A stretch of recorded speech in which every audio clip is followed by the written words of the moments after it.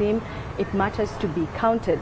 And for the first time, it will be digital. Now, joining us to have the conversation on how well prepared the Uganda Bureau of Statistics is for this particular census, I'm joined by Dr. Chris Muchiza, who is Executive Director of the Uganda Bureau of Statistics. You're most welcome to NTV tonight, Dr. Chris. Thank you, Rita. Good evening, viewers. Now, of course, you have mentioned to us throughout this week a number of press conferences that you've been a part of, that the Bureau is ready. But when we take a look at just the start of census night, where we know and we have had our reporters tell us that there will be roadblocks mounted in some areas, the question will be, for this floating population that you plan to count, how safe is it, one, the safety measures? Because anyone, and unfortunately we know our population as a country, someone could also mount up a fake roadblock. What should people be looking out for tonight if they're stopped? Yes, to begin with, we are now excited and ready to start to conduct the census, beginning midnight tonight. And that's our reference point. So the people who will not be in their homes at that time, and they are traveling, or they are staying on the streets, will be counted this night. We are not mounting roadblocks. We are mounting checkpoints to make sure that they have been either enumerated from their point of departure. If not, then we enumerate them. At the point of departure, if you are enumerated, that bus or truck will be given a sticker. And so it's just a matter of seeing these ones have been enumerated. And our enumerators are identified with tags. I think by now every enumerator has got a reflector jacket showing Government of Uganda Census 2024. So they will be clearly identified. And of course they will not be around, they will be with security, they will move with police, which is uniformed to ensure that everything is safe and nobody pretends to be a census official when not. So I put there those mechanisms. Would you be able to address us on some fears that people might have of being counted twice? If, like, in case you're leaving now, you're setting off from Kampala, say at about 11, maybe traveling to Arua or Kidgum, wherever you might be going, and they also think they might be counted on the other end. How has the Bureau been able to keep this in mind and keep it? First, the question is clear.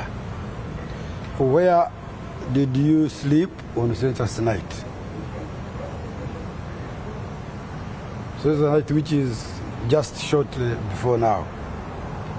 Now, even if we find you in Arua and you are traveling, and you say you are in a bus, we shall skip you. But still we have also filters to detect the duplicates.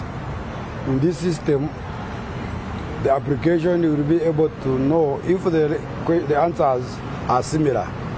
People may have similar names, but if all other answers, date of birth, same name, date of birth, same name, the marital status, same name, the highest level of schooling, then you will know this is a duplicate and so many other characteristics. We are able to see and know this one has been counted twice. From the questions that you are sharing with us, it sounds like it might take a little bit longer. How much time does it take for someone to be counted? And if you're mentioning that it's going to be on as someone is exiting, say, Kampala, and these are buses and trucks, isn't there going to be a hold up tomorrow in terms of transport and tonight? No. Today, it is only during the night. By tomorrow morning, you will not see any checkpoint. Life will be normal.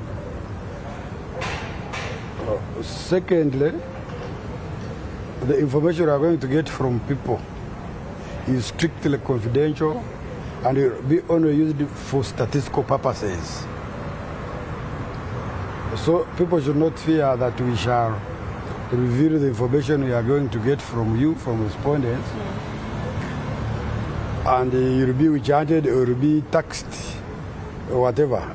The information we shall publish will be consolidated in aggregate form to the extent that you cannot know the particulars of that person. Okay. Now, the last question that we'll have for you, for a number of people who might have resigned and said, I'd rather be in my garden tomorrow, I'd rather be doing something else, maybe go to my shop and be somewhere else instead of staying home and waiting to be counted. What message do you have for them? Because you're telling them...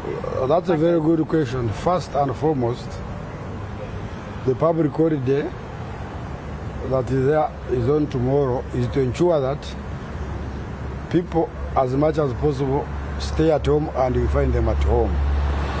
But it's not imprisonment that you don't move. The most important thing is that if you want to leave your homestead, leave somebody knowledgeable, either your spouse or your person that can answer questions that the enumerator will be asking you. And after you have been counted, you are free even to move. In addition, if you want to answer the questions, leave the telephone number at home so that if an enumerator comes, he or she can be able to make appointment with you where appropriate time and a date to come. Okay. If we don't reach your homestead tomorrow, we shall come back on Saturday. If we don't, we come back Sunday. If we don't, Monday, until when we find you. Okay. We are going to leave no one behind. Every homestead, every person will be enumerated. Okay. But most important also, it is only the head of household or spouse that can answer. Not every child or whoever will come. Yes. There are only a few questions that are applicable to females between the age of 15 and 59 on their reproductive behavior, pregnancy and birth. And those questions will be asked in camera. Okay. You don't want to start exposing to anybody how many pregnancies you have ever had, how many children ever born, and whatever. For reasons we want to protect our respondent. So when that question reaches, an enumerator will request a female of that age to step aside and repeat that question. Okay. Thank you so much for joining us on NTV tonight. And we know that we will be, as NTV, keeping abreast on whatever will be happening throughout the next 10 days. Thank you, Dr.